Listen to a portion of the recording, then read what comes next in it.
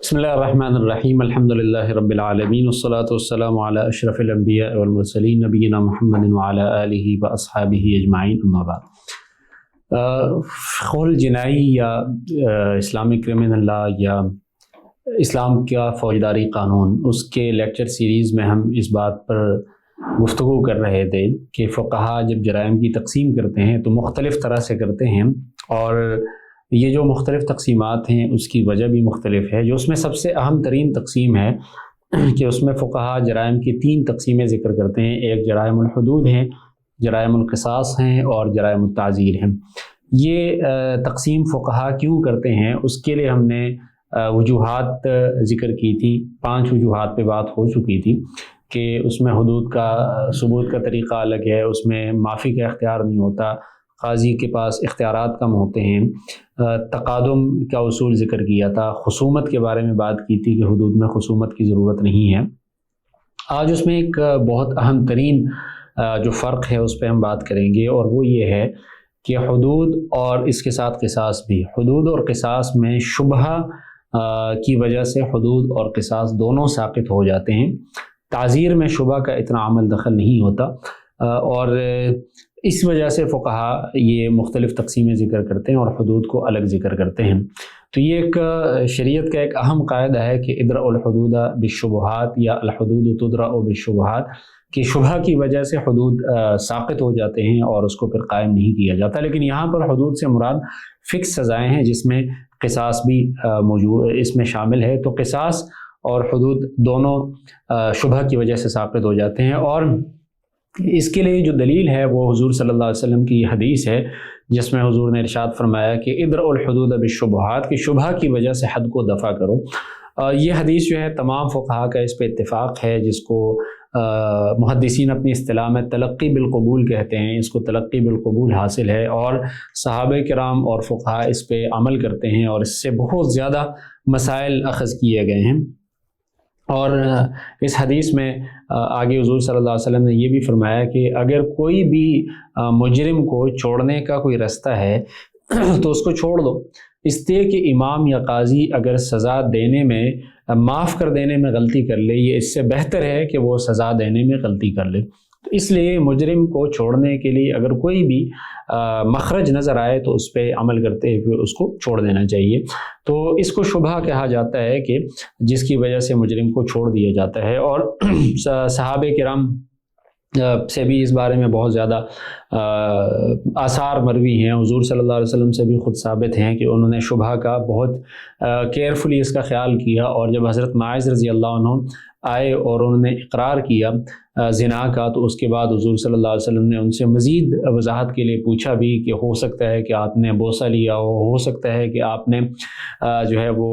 Ultimate जुर्म के अलावा कोई और जुर्म किया हो। तो इससे पता चलता है कि शुबहा की वजह से हुदूद साक़ित होते हैं। और इसमें यह भी ज़हन में रहे कि हुदूद चूँकि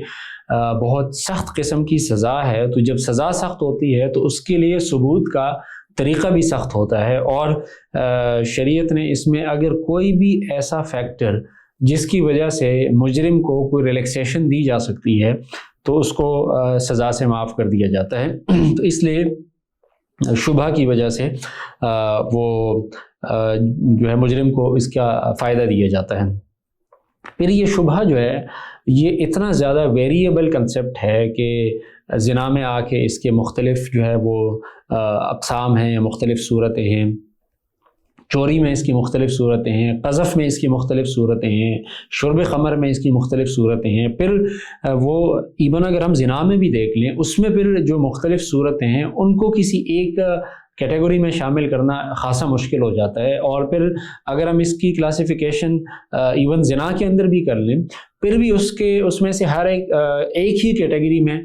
उसके अक़साम उसके असरात मुख्तलिफ़ होते हैं। तो इसलिए उनको किसी एक उसूल के तहत लाना या उनकी मुख्तलिफ़ क़िस्में बताना ख़ासा मुश्किल हो जाता है, और ख़ास तौर पे उसकी तारीफ़ भी बहुत मुश्किल हो जाती है। ताहम फ़ुक़हा ने इसकी तारीफ़ करने की कोशिश की है। जैसे कुछ फ़ुक़हा कहते हैं कि शुबहा उसको कहते हैं मा यशबहु साबिता व लैसा बिसाबितिन, कि जो किसी साबित चीज़ के साथ रिज़ेम्बलेंस, मुशाबहत तो रखता है लेकिन वो हकीकत में साबित ना हो। कभी कुछ फ़ुक़हा इसकी तारीफ़ ये करते हैं कि وجود المبیح صورتاً مع انعدام حکمہ، کہ کسی جرم کو مباح قرار دینے والی کوئی چیز ظاہری طور پہ موجود ہو، اس کی حقیقت موجود نہ ہو۔ بہرحال تعریف سے زیادہ اس کنسیپٹ کو سمجھنا بہت زیادہ ضروری ہے۔ اور یہاں پر میں ایک اضافی بات کی وضاحت کرتا چلوں کہ اس حدیث پہ سب سے زیادہ فقہائے احناف اور اس میں امام ابو حنیفہ رحمۃ اللہ علیہ بہت زیادہ عمل کرتے ہیں، اور میکسیمم لیول تک شبہ کو وہ کی وجہ سے حد کو ساقط کرتے ہیں، جس کی کچھ مثالیں ہم دیکھ لیں گے۔ کچھ مثالوں کا ذکر کرنا شاید اس کنسیپٹ کو سمجھنے کے لیے زیادہ مفید ہو۔ پہلی مثال اس کی یہ ہے کہ اگر کسی چیز کے اندر ملکیت کا شبہ ہو تو اس سے چوری کی حد ساقط ہو جاتی ہے۔ جیسے اگر دو بندے کسی مال میں شریک ہیں، دو پارٹنر ہیں اور انہوں نے مشترکہ کاروبار شروع کیا ہے، یا دو پارٹنر کسی گاڑی میں شریک ہے اور ایک پارٹنر اس گاڑی کو چوری کر لے، چونکہ اس گاڑی کا 50% یا 40% یا جس پروپورشن کے مطابق وہ اس کا مالک تھا، چونکہ وہ اس میں اس شریک ہے تو اس کی وجہ سے اس کا ہاتھ نہیں کاٹا جاتا۔ اسی طرح اگر باپ اپنے بیٹے سے چوری کرتا ہے، تو باپ اپنے بیٹے سے چوری کرتا ہے تو اس میں ملکیت کا شبہ ہے، اور اس کی وجہ یہ ہے کہ حضور صلی اللہ علیہ وسلم نے ارشاد فرمایا انت و مالک لابیک، کہ بیٹے کے مال میں باپ کا حق ہے۔ اس وجہ سے اگر باپ اپنے بیٹے کے مال کو چوری کرے گا تو اس میں حد کی سزا نہیں ہے،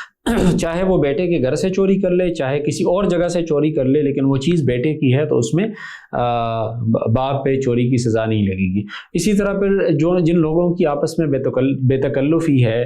رشتے کی وجہ سے، جیسے ذو رحم محرم ہوتے ہیں، جیسے بائی کے گھر میں جاتا ہے، ماموں کے گھر میں، چچا کے گھر میں، تو اس بے تکلفی کی وجہ سے اگر کوئی اپنے ماموں کے گھر سے چوری کرتا ہے تو اس میں ہاتھ نہیں کاٹا جاتا۔ لیکن یہاں پر یہ فرق ہے کہ پہلے والے مسئلے میں، یعنی باپ کے مسئلے میں جو وجہ ہے وہ رشتہ ہے، اور یہاں پہ جو وجہ ہے وہ بے تکلفی ہے۔ چنانچہ اگر کوئی آدمی اپنے ماموں کی کوئی چیز کسی اور کے گھر سے چوری کرے گا، ماموں کے گھر سے نہیں، کسی اور کے گھر سے چوری کی، تو چونکہ وہاں پر تو بے تکلفی نہیں ہے تو ہاتھ کاٹا جائے گا۔ لیکن اگر ماموں ہی کے گھر سے ماموں کی چیز چوری کرے گا، یا کسی اور بندے کی چیز جو اس کے ماموں کے گھر پڑی ہوئی تھی اور وہ اس نے چوری کی، تو اس صورت میں اس کا ہاتھ نہیں کاٹا جائے گا، اسے کوئی تعزیری سزا دی جائے گی۔ اسی طرح جہاں پہ جرم کے ثابت نہ ہونے کا شبہ ہو، جیسے مثال کے طور پہ کوئی آدمی اقرار کر لے اور اس کے اقرار کی وجہ سے اس پہ زنا کا جرم ثابت ہو جائے، یا چوری کا جرم ثابت ہو جائے، یا شرب خمر کا جرم ثابت ہو جائے، اور وہ بعد میں اس سے رجوع کر لے، تو رجوع کر دینے کے بعد اس میں ایک شبہ آ جاتا ہے کہ ہو سکتا ہے کہ اس کی پہلی سٹیٹمنٹ غلط تھی، اگرچہ یہ امکان بہت کم ہے، لیکن چونکہ اتنا شبہ بھی حد کو ساقط کرنے کے لیے کافی ہوتا ہے۔ اسی طرح سے اگر گواہان اپنے اس سے گواہی سے مکر جائیں، پہلے انہوں نے گواہی دی جس کی وجہ سے قاضی نے فیصلہ کر لیا کہ فلاں آدمی پر حد نافذ کر دی جائے، اور اس کے بعد وہ اپنی گواہی سے مکر جاتے ہیں، تو یہاں پر اس جرم کے ثابت نہ ہونے کا شبہ ہے، اس وجہ سے اس کو یہاں بھی شبہ تو عدم ثبوت ہے، تو اس وجہ سے وہ حد ساقط ہو جاتا ہے۔ تو گویا کہ مختلف قسم کے شبہات ہوتے ہیں، اور ہر ایک حد کی قسم میں اس کے مختلف اثرات ہو سکتے ہیں۔ پھر یہ بھی ذہن میں رہیں کہ ان پرنسپل فقہا اس بات پر تو متفق ہیں کہ حدود کو شبہات کی وجہ سے ساقط کر دیا جائے گا، لیکن اس کے بعد فقہا میں بہت زیادہ اختلافات ہیں کسی چیز کو شبہ قرار دینے اور نہ قرار دینے میں۔ مثال کے طور پر امام ابو حنیفہ رحمۃ اللہ علیہ کے یہاں جہاں پہ نکاح کی ظاہری شکل موجود ہو، چاہے وہ اس کے جائز ہونے کا کوئی بھی قائل نہ ہو، تب بھی شبہۃ العقد اس کو کہتے ہیں، اس کی وجہ سے اس پہ سزا نہیں لگے گی۔ مثال کے طور پہ اگر کوئی آدمی اپنے محرمات میں سے کسی کے ساتھ نکاح کرتا ہے، تو اس کے بعد بے شک اس کو یہ پتہ ہو کہ ایسا کرنا اس کے لیے حرام ہے، لیکن چونکہ ظاہری طور پہ نکاح کی شکل ہے تو امام ابو حنیفہ رحمۃ اللہ علیہ کے ہاں اس پر حد نہیں ہے۔ اسی طرح سے اگر کوئی آدمی جو نکاح کی باقی ایسی اقسام ہیں جس کے باطل ہونے پر تمام فقہا کا اجماع ہے، جیسے کوئی آدمی خاتون کی عدت کے دوران نکاح کر لے، کسی اور کی بیوی سے نکاح کر لے، اسی طرح سے وہ 4 خواتین کے ہوتے ہوئے 5ویں خاتون سے نکاح کر لے، یا ایسی خاتون سے نکاح کر لے جس کو اس نے 3 طلاقیں دی ہیں اور وہ اس پر حرام تھی، وہ خاتون اس سے دوبارہ سے نکاح کر لیا، تو ان تمام صورتوں میں بے شک وہ آدمی یہ کہے کہ مجھے پتا تھا کہ ایسا کرنا میرے لیے حرام ہے، لیکن چونکہ ظاہری طور پہ نکاح کی شکل ہے، تو امام ابو حنیفہ رحمۃ اللہ علیہ کے ہاں ان صورتوں میں اسے حد کی سزا نہیں دی جائے گی۔ اگر وہ اس کے بعد دخول کر لے تو اس پہ زنا کی سزا کا اطلاق نہیں ہوگا۔ لیکن باقی تمام فقہا، امام شافعی، امام مالک، امام احمد اور امام ابو یوسف، امام محمد، وہ اس شبہ کے قائل نہیں ہیں۔ وہ کہتے ہیں کہ اگر وہ بندہ یہ کہے کہ مجھے غلط فہمی ہو گئی اور میرا خیال یہ تھا کہ یہ میرے لیے جائز ہے، پھر تو اس پہ سزا نہیں ہے، لیکن اگر وہ کہے کہ مجھے علم تھا تو اس کے بعد اسے حد کی سزا لگائی جائے گی۔ اسی طرح سے تو گویا یہاں پہ فقہا کا اختلاف ہے۔ اسی طرح جو چیز اصل کے لحاظ سے مباح ہے، دارالاسلام کے اندر بہت ساری چیزیں مباح میں، جیسے کہ پانی مباحات میں ہے، تو اگر کوئی آدمی پانی کو سٹور کر لے اور اس کو کسی گیلن وغیرہ میں ڈال لے، تب بھی من حیث الاصل چونکہ وہ چیز مباح ہے تو اس کو چوری کرنے میں امام ابو حنیفہ رحمۃ اللہ علیہ کے ہاتھ نہیں کاٹا جائے گا۔ اسی طرح کوئی شکار ہے، مچھلی ہے، جو چیزیں اصولی طور پہ مباح ہے، تو اگر کوئی اس کو ایکوائر بھی کر لے، اس کو قبضہ بھی کر لے، لیکن اگر آگے کوئی چور اس سے چوری کر لے تو امام ابو حنیفہ رحمۃ اللہ علیہ کے ہم چونکہ اس میں یہ سارے کے سارے لوگ اصل کے لحاظ سے شریک ہیں تو اس میں حد کی سزا نہیں دی جاتی، لیکن باقی فقہا اس صورت میں حد کی سزا کے قائل ہیں۔ تو اس سے یہ معلوم ہوتا ہے کہ جو اس اصول کی اپلیکیشن میں فقہا کے ہاں کافی اختلاف پایا جاتا ہے، اور اس میں اتنی زیادہ ویریشن ہے کہ جیسے میں نے عرض کیا کہ اس کو کسی کیٹیگورائز کرنا یا اس کو کلاسیفائی کر دینا خاصا مشکل ہوتا ہے۔ البتہ فقہا نے، خاص طور پہ فقہاء احناف نے شبہ کو باقی فقہا کے ساتھ مقابلے میں اگر ہم دیکھیں تو فقہاء احناف نے اس کو بہت زیادہ اچھی طرح سے ایکسپلین کیا ہے۔ تو فقہا خاص طور پہ زنا کے جرم میں جب تقسیم کرتے ہیں تو وہ شبہ کی 3 قسمیں ذکر کرتے ہیں۔ ایک کو وہ کہتے ہیں شبہۃ فی الفعل، دوسرے کو کہتے ہیں شبہۃ فی المحل، اور تیسرے کو کہتے ہیں شبہۃ العقد۔ جو شبہۃ الفعل ہے اس کو اگر آپ فقہاء احناف کی کتابیں دیکھیں تو اس کو شبہۃ الاشتباہ بھی کہتے ہیں، شبہۃ المشابہہ بھی کہتے ہیں، اور اس کا تعلق اس آدمی سے ہے کہ جو مجرم ہے، جرم کرتے وقت اگر اس کے ذہن کے اندر کوئی شبہ تھا تو اس کو ریلیکسیشن دے دی جاتی ہے اور اس پر حد کی سزا لاگو نہیں کی جاتی، لیکن اس کے لیے ضروری ہے کہ وہ شبہ کا دعویٰ بھی کرے اور وہ یہ کہے کہ مجھے غلط فہمی ہو گئی تھی کہ ایسا کرنا میرے لیے حلال ہے یا نہیں، اور یہاں پہ کوئی دلیل نہیں ہوتی جس کی وجہ سے اس کو شبہ ہوتا ہے، لیکن ویسی ہی اس کو غلط فہمی ہو گئی۔ جیسے مثال کے طور پر اگر پرانے فقہا نے اس کی مثال یہ ذکر کی ہے کہ جیسے ایک آدمی ہے اور اس کی بیوی ہے، اب بیوی کی آگے ایک باندی ہے، تو آدمی کے لیے اپنی باندی کے ساتھ وہ جنسی تعلق کی اجازت ہوتی تھی، لیکن بیوی کی باندی سے تو اجازت نہیں ہے۔ اب کسی آدمی نے بیوی کی باندی کے ساتھ جو ہے نا جنسی تعلق قائم کر لیا۔ اب یہاں پہ کوئی ایسی حدیث، کوئی ایسی نص نہیں ہے جس کی وجہ سے اس کو غلط فہمی ہو سکتی ہے، لیکن چونکہ میاں بیوی کے درمیان ایک دوسرے کی چیزیں استعمال کرنے میں ایک بے تکلفی ہوتی ہے، تو اگر وہ یہ کہے کہ میرا خیال یہ تھا کہ میرے لیے ایسا کرنا جائز ہے، تو اس کے بعد پھر اس پر حد کی سزا نہیں ہوگی۔ لیکن اگر وہ کہے کہ مجھے ایسی کوئی غلط فہمی نہیں ہوئی ہے تو پھر اس پر حد کی سزا لگے گی۔ تو یہاں پر کوئی دلیل نہیں ہے اور حقیقت میں نفس الامر میں کوئی شبہ نہیں ہے، لیکن اس آدمی کو غلط فہمی ہو گئی جس کی وجہ سے وہ اسے ریلیکسیشن دی گئی۔ دوسری جو قسم ہے شبہ کی، جس کو شبہۃ فی المحل کہتے ہیں، پہلے والے کو شبہۃ فی الفعل کہتے ہیں کہ جو مجرم کا جرم ہے اس کے اندر کوئی شبہ ہے۔ یہاں پر جو محل ہے، جس چیز پر جرم واقع ہوا ہے، اس کے اندر کوئی شبہ ہے، اور اس کو شبہۃ الحکمیہ بھی کہتے ہیں، شبہۃ الملک بھی کہتے ہیں، اور اس کے لیے کبھی کبھار کوئی حدیث ہوتی ہے یا کوئی نص ہے جس کی وجہ سے آدمی کو غلط فہمی ہوتی ہے۔ جیسے اس کی مثال یہ کہ حدیث میں آتا ہے کہ انت ومالک لابیک، بیٹے کو کہا گیا کہ تم اور تمہارا مال تمہارے والد کا ہے۔ اب ہو سکتا ہے کسی والد کو اس کی وجہ سے غلط فہمی ہو اور وہ یہ خیال کرے کہ بیٹے کی چیز ایسی ہے جیسے کہ میری اپنی چیز ہے، تو وہ اگر اپنے بیٹے سے کوئی چیز چوری کرتا ہے تو اس صورت میں باپ پر حد کی سزا نہیں لگے گی، اور اس صورت میں اس سے پوچھا بھی نہیں جائے گا کہ تمہارا کیا خیال تھا۔ وہ اگر دعویٰ کرے کہ مجھ سے غلط فہمی ہوئی تب بھی، اگر وہ دعویٰ کرے نہ کرے اور وہ کہے کہ مجھے پتہ تھا کہ ایسا کرنا میرے لیے حرام ہے، اس کے باوجود اس نے وہ غلطی کر لی، دونوں صورتوں میں اس پر حد کی سزا نہیں لگتی، اس لیے کہ یہاں پر ایک حدیث موجود ہے جس کے ظاہر سے اس کو غلط فہمی ہو سکتی ہے۔ اسی طرح فقہاء نے پرانی کتابوں میں ایک مثال ذکر کی ہے جس کا آج کل وجود نہیں ہے، کہ اگر باپ اپنے بیٹے کی باندی سے جنسی تعلق قائم کر لے تو ایسا کرنا ناجائز ہے، حرام ہے اس کے لیے، لیکن اگر اس نے ایسا کر لیا تو اس پہ حد کی سزا نہیں لگے گی، تعزیری سزا اس کو دی جائے گی۔ یہاں پہ بھی اس سے نہیں پوچھا جائے گا کہ تمہیں غلط فہمی ہوئی ہے یا نہیں ہوئی، لیکن تو یہاں پہ دیکھیں محل کے اندر شبہ ہے، تو یہ صرف باپ اور بیٹے کا ہے۔ اگر بیٹا اپنے باپ سے کوئی چیز چوری کرتا ہے، یا جو ہے نا وہ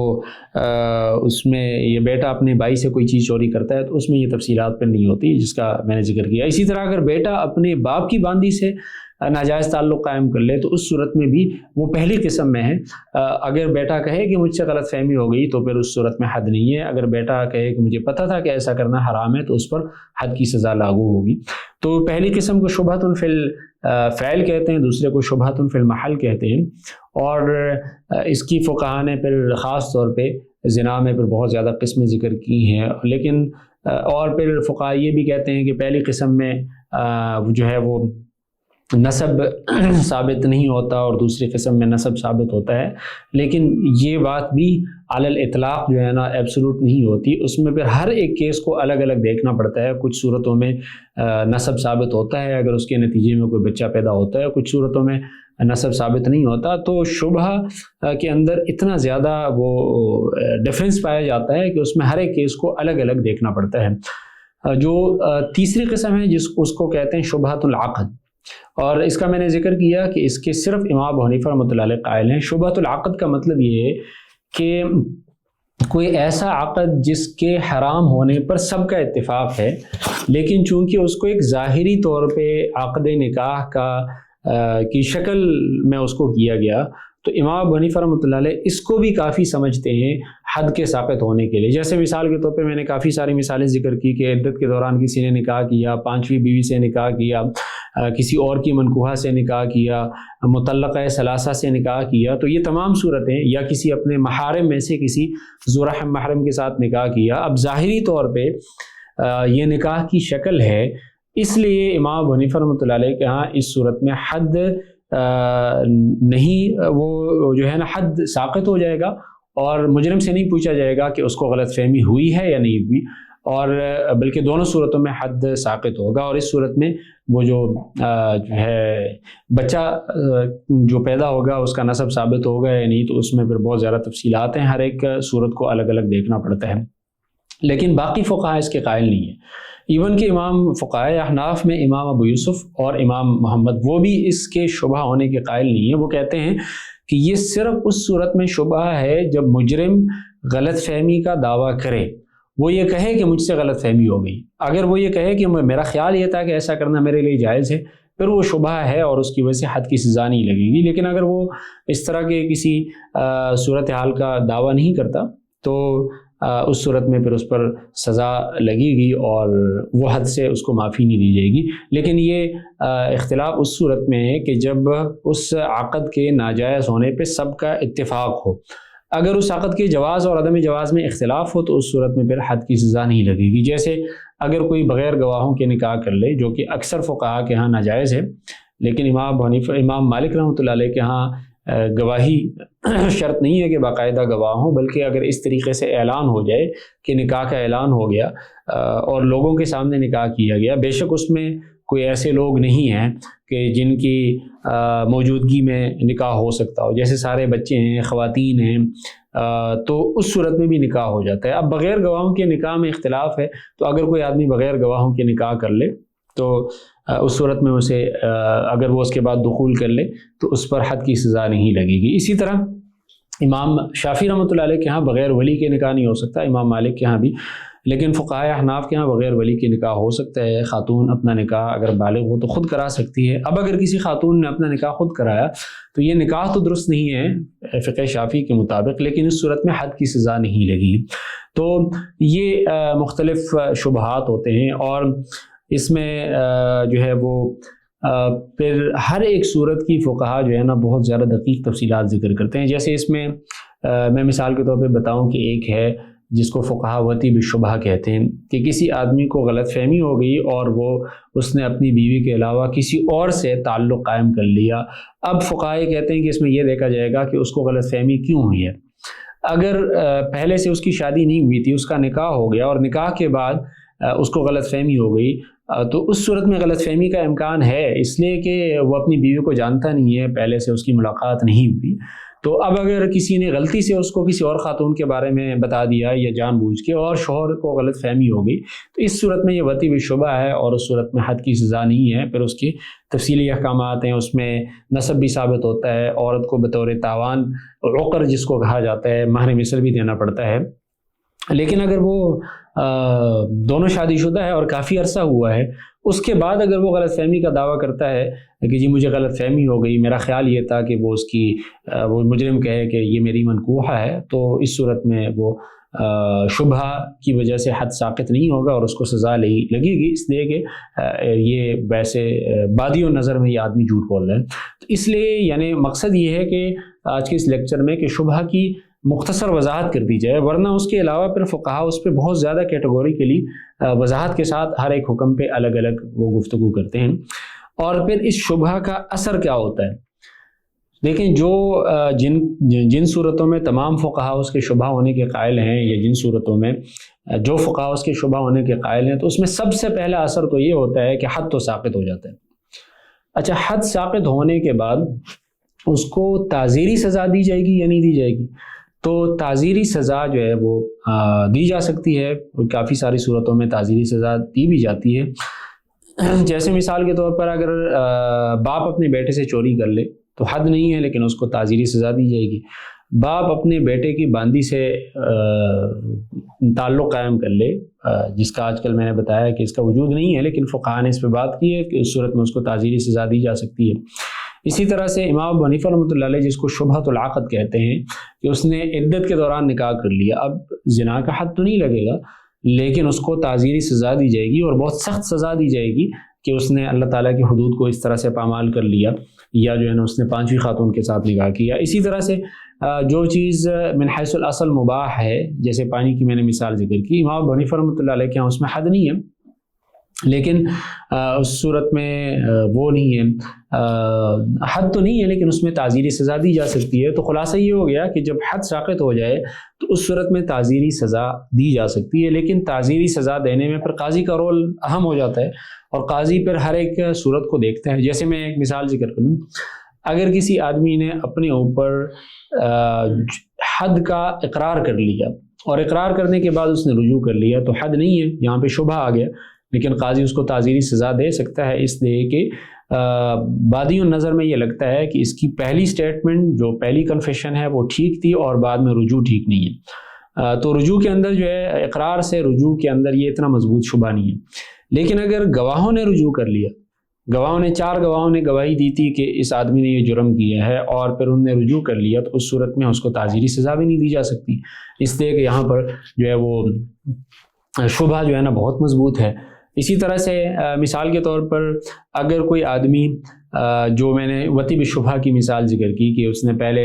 نکاح کیا اور اس کے بعد وہ اپنی بیوی کو نہیں جانتا تھا، اور کسی نے اسے دھوکہ دیا، اور وہ غلط فہمی کی وجہ سے اس نے کسی اور کے ساتھ جنسی تعلق قائم کر لیا۔ اب چونکہ یہ پہلی رات ہے تو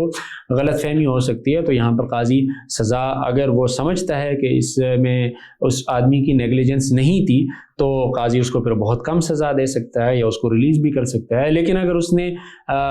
یہاں پر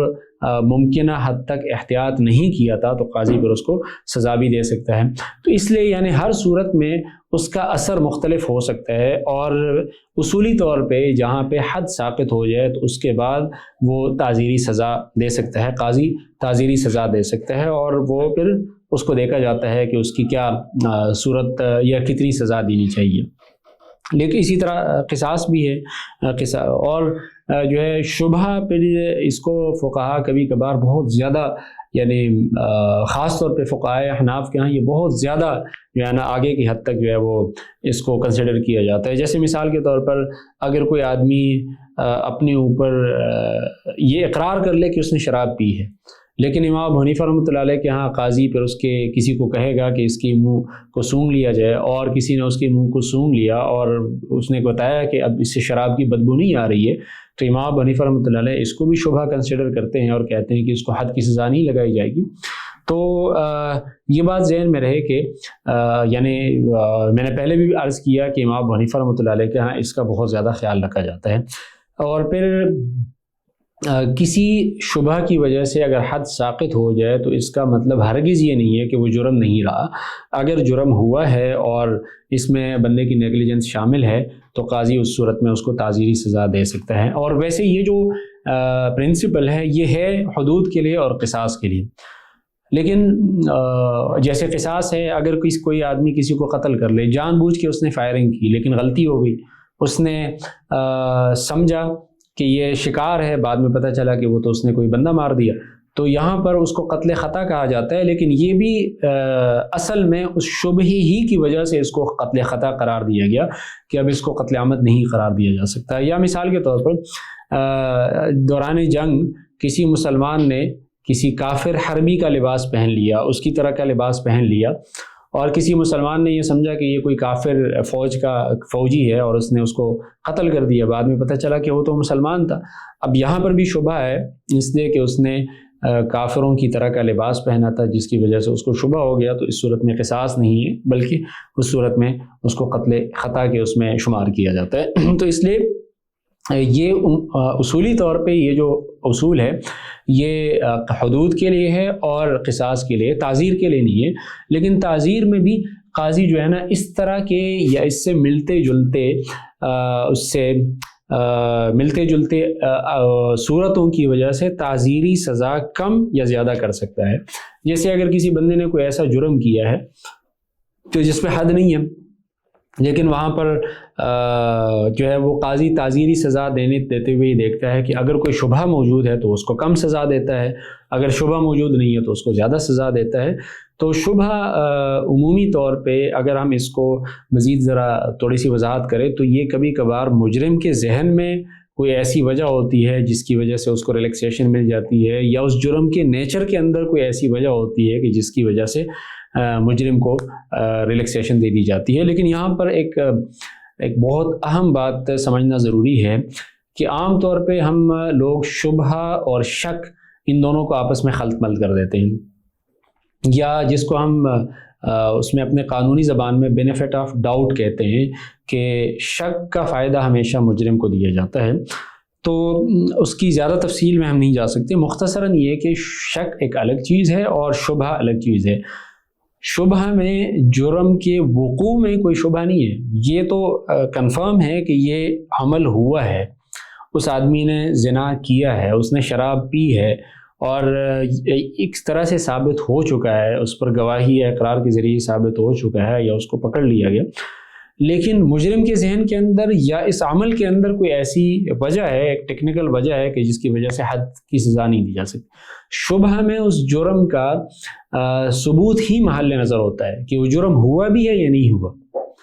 جیسے اس کی مثال میں ذکر کرتا ہوں کہ اگر 4 گواہ آ گئے اور چاروں نے یہ بتایا کہ اس آدمی نے یہ جرم کیا ہے، اب قاضی نے ان سے پوچھا، اب قاضی سب سے کراس ایگزامینیشن کرتا ہے، تو 2 نے بتایا کہ اس آدمی نے جرم کیا ہے نومبر کے مہینے میں، اور 2 نے بتایا کہ جی اس نے جرم کیا ہے دسمبر کے مہینے میں۔ اب یہاں پہ یہ شبہ نہیں ہے، یہ شک ہے۔ قاضی کو شک ہو گیا کہ یہ جرم ہوا بھی ہے یا نہیں ہوا۔ تو شک دراصل قاضی کے ذہن میں وہ چیز ہے کہ جس کی وجہ سے اس کو ایک طرح سے شک پڑ جاتا ہے کہ یہ جرم ہوا ہے یا نہیں ہوا۔ اب ظاہر سی بات ہے کہ دونوں گواہوں کے بیانات میں اتنا تضاد ہے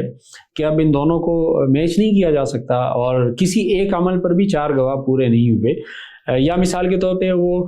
جگہ کے بارے میں غلطی کر لیں، وہ یہ بتائیں کہ اس تاریخ کو، مثال کے طور پہ 15 نومبر 2024 کو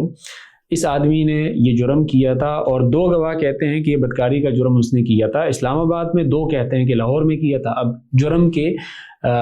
ثبوت میں ہی شک آ گیا، تو اس پہ پھر فقہا بات کرتے ہیں کہ کہاں گواہوں کے غلط یا بیانات میں تضاد کی وجہ سے کہاں پہ حد نافذ ہوتا ہے، کہاں پہ حد نہیں نافذ ہوتا ہے۔ جیسے مثال کے طور پر اگر ایک ہی کمرے کے اندر یہ دونوں گواہوں میں اختلاف ہو جائے، ایک کہے کہ اس کمرے کے رائٹ سائڈ پہ یہ جرم ہوا تھا، کچھ گواہ کہیں کہ لیفٹ سائڈ پہ ہوا تھا، تو اس کی وجہ سے حد ساقط نہیں ہوگا، اس لیے کہ ہو سکتا ہے کہ پوزیشن چینج ہوئی تھی، یا کبھی کبھار کمرے کے بالکل درمیان میں کوئی جرم ہوتا ہے لیکن رائٹ سائڈ سے دیکھنے والے کو لگتا ہے کہ یہ لیفٹ سائڈ پہ ہوا ہے، لیفٹ سائڈ سے دیکھنے والے کو یہ لگتا ہے کہ اس کے رائٹ سائڈ پہ یہ جرم ہوا ہے۔ تو اسی طرح مثال کے طور پہ اگر وہ 2 کہیں کہ جی اس نے اس طرح کے کپڑے پہنے ہوئے تھے، اور 2 گواہ کہیں کہ اس طرح کے کپڑے پہنے ہوئے تھے، اب اگر وہ کلرز آپس میں اتنے قریب ہیں یا جو ہے کلر کے دیکھنے میں لوگوں کو غلط فہمی ہو سکتی ہے، تو اس وجہ سے پھر حد کو ساقط نہیں کیا جاتا۔ تو شک میں یعنی مجرم کے ذہن کے اندر یا بذات خود اس عمل کے اندر کوئی ایسی وجہ نہیں ہوتی، بلکہ وہاں پہ خود اس جرم کے ثابت ہونے میں ہی وہ ہوتا ہے، شبہ ہوتا ہے یا شک پڑ جاتا ہے۔ یا مثال کے طور پر کسی آدمی نے اقرار کر لیا اپنے اوپر چوری کا، لیکن وہ اقرار جو ہے نا زبردستی لیا گیا، پولیس کسٹڈی میں اس پہ جو ہے تشدد کیا گیا، اور اس کے بعد اس نے اقرار کر لیا۔ اب یہ جو اقرار ہے اس سے جرم ثابت ہوتا ہے نہیں، تو قاضی اگر اس اقرار کے نیچر کو دیکھتا ہے اور اسے لگتا ہے کہ یہاں پر اس بندے پر تشدد کیا گیا ہے، تو یہاں پر اس جرم کے واقع ہونے میں ہی شک آ گیا، تو شک جو ہے نا وہ تو شبہ سے بھی زیادہ مضبوط ہے، تو اسی لیے ہم کہتے ہیں کہ شک کا فائدہ مجرم کو دیا جاتا ہے۔ تو شک عمومی طور پہ اس جرم کے ہونے یا نہ ہونے میں ہے، اور شبہ جو ہے اس میں کوئی عمل ہو چکا ہے لیکن اس کے بعد اس عمل کے اندر یا مجرم کے ذہن کے اندر کوئی ایسی وجہ ہے کہ جس کی وجہ سے اس کو وہ ساقط کر دیا جاتا ہے، حد کو ساقط کر دیا جاتا ہے۔ تو اس سے یہ بات واضح ہو گئی کہ حد جو ہے حدود میں شبہ کا بہت زیادہ عمل دخل ہے، اور شبہات کی وجہ سے حدود کو ساقط کر دیا جاتا ہے، یا اس میں جو ہے قصاص کو ساقط کر دیا جاتا ہے، اور تعزیر میں نرمی کی جا سکتی ہے، لیکن ان پرنسپل یہ جو اصول ہے یہ حدود کے لیے۔ تو یہ جو ہم نے 6 فرق ذکر کیے، اس سے یہ بات واضح ہو گئی کہ فقہا یہ کلاسیفیکیشن کیوں کرتے ہیں، اور حدود کو الگ کیوں ذکر کرتے ہیں، قصاص کو الگ کیوں ذکر کرتے ہیں، تعزیر کو الگ کیوں ذکر کرتے ہیں، اور یہ جو 5 چیزیں ہم نے بتا دی، اس سے یہ بات بھی واضح ہو گئی کہ ان میں آپس میں کیا فرق ہے۔ مثال کے طور پر اگر ہم یہ دیکھیں کہ قصاص میں اور حدود میں کیا فرق ہے، تو اس میں فقہا بہت سارے فرق ذکر کرتے ہیں، جیسے قصاص کا جو حق ہے وہ میراث میں آگے منتقل ہوتا ہے، حد جو ہے وہ میراث میں آگے منتقل نہیں ہوتا۔ اگر کسی آدمی پر، زندہ آدمی پر زنا کی تہمت لگا دی گئی اور اس نے اپنی زندگی میں مطالبہ نہیں کیا، تو اس کا بیٹا مطالبہ نہیں کر سکتا۔ قصاص میں معافی چل سکتی ہے، حد میں معافی نہیں ہو سکتی۔ جو تقادم کا ہم نے ذکر کیا کہ گواہی، اس میں قتل کے معاملے میں تقادم سے قصاص ساقط نہیں ہوتا، بے شک وہ 10 سال پرانا کیس ہو، حدود میں وہ ساقط ہو جاتا ہے۔ اسی طرح سے قصاص والے معاملے میں کوئی آدمی جا کے سفارش کرنا چاہے، مقتول کے ورثاء کے پاس جا کے ان کو سفارش کر دیں تو جائز ہے۔ حدود والے معاملے میں قاضی کے پاس معاملہ چلے جانے کے بعد جو ہے نا وہ کسی قسم کی سفارش نہیں ہو سکتی۔ پھر جو ہے قدیم جو ہے نا فقہا، قاضی اپنے علم کے بنیاد پر کوئی فیصلہ کر سکتا ہے یا نہیں کر سکتا، تو متاخرین فقہا کی تو رائے یہ ہے کہ قاضی اپنے علم کے مطابق کوئی فیصلہ نہیں کر سکتا، لیکن متقدمین فقہا کے ہاں قاضی کو اپنے علم کے بنیاد پر کچھ فیصلے کرنے کی اجازت تھی، اور اس میں متقدمین احناف کی رائے یہ تھی کہ قصاص والے معاملے میں وہ فیصلہ کر سکتا ہے، حدود میں نہیں کر سکتا۔ تو یہ بھی ایک فرق ہے۔ اسی طرح سے جو ہے وہ قصاص میں کوئی عوض لیا جا سکتا ہے، حدود میں کوئی عوض نہیں لیا جا سکتا، متاثرہ فریق جو ہے وہ کوئی عوض لے کے اس کو معاف نہیں کر سکتا۔ اسی طرح سے حدود میں اگر کوئی آدمی اقرار کر لے اس سے رجوع کر سکتا ہے ما سوائے حد قذف کے، لیکن قصاص میں وہ رجوع نہیں کر سکتا۔ تو اس طرح یہ حدود اور قصاص کے درمیان فرق کیا جاتا ہے۔ پھر اس میں حدود اور قصاص اور تعزیر میں بھی فرق کیا جاتا ہے، یعنی تعزیر بھی ان دونوں سے مختلف ہے۔ وہ اس طرح سے مختلف ہے کہ جیسے ہم نے ذکر کیا کہ تعزیر میں قاضی کے پاس وسیع اختیارات ہوتے ہیں، اور اس میں حدود اور قصاص میں اس کے اختیارات بہت زیادہ لمیٹڈ ہیں۔ حدود جو ہے وہ اللہ تعالیٰ کا حق ہے، اس میں نہ کوئی معافی ہو سکتی ہے، نہ اس میں کوئی سفارش ہو سکتی ہے، نہ اس میں قاضی اس کو ساقط کر سکتا ہے، جبکہ تعزیر میں اس کے پاس اختیارات ہوتے ہیں، وہ سزا کو مؤخر کر سکتا ہے، اس کو بڑھا سکتا ہے، اس کو کم کر سکتا ہے۔ اسی طرح سے جو ہے وہ حدود جو ہے نا شبہات سے ساقط ہو جاتے ہیں۔ تعزیر میں شبہ کا اتنا عمل دخل نہیں ہے۔ تعزیر میں اقرار سے رجوع نہیں ہو سکتا، حدود میں اقرار سے رجوع ہو سکتا ہے ما سوائے حد قذف کے۔ اسی طرح سے جو ہے تقادم سے حدود ساقط ہوتے ہیں، تعزیر ساقط نہیں ہوتے۔ تو دوبارہ اگر ہم اس کو شروع سے دیکھیں تو خلاصہ یہ ہے کہ فقہاء نے جرائم کی جو مختلف تقسیمات کی ہیں اس میں سب سے اہم ترین قسم جو ہے وہ سزا کے لحاظ سے ہے، اور سزا کے لحاظ سے اس کی 3 قسمیں ہیں، حدود ہیں، قصاص ہیں، تعزیر ہیں۔ اور یہ فرق ہم کیوں کرتے ہیں تو اس کی 6 وجوہات میں نے عرض کی کہ اس وجہ سے یہ تینوں کو الگ الگ قسم ذکر کیا جاتا ہے، اور اسی ضمن میں ہم نے ان کے درمیان فروق بھی مختصر بتا دیے۔ لیکن یہ ظاہر سی بات ہے کہ یہ تو بالکل اختصار کے ساتھ ہم نے اس کا ذکر کیا۔ فقہاء کے ہاں اس کی بہت زیادہ تفصیلات موجود ہیں جس کو کتب فقہ میں مراجعات سے دیکھا جا سکتا ہے۔ اور اس لیکچر کو بہتر طریقے سے سمجھنے کے لیے یہ پورا لیکچر نیچے ویڈیو کے ڈسکرپشن میں اس کا لنک دیا گیا ہے۔ اگر آپ اس ٹیکسٹ کو ساتھ دیکھیں اور اس کے ساتھ اس لیکچر کو سنیں تو یہ اس کے بہتر طریقے سے سمجھنے میں معاون ثابت ہو سکتا ہے۔ وآخر دعوانا ان الحمد للہ رب العالمین۔ السلام علیکم ورحمۃ اللہ وبرکاتہ۔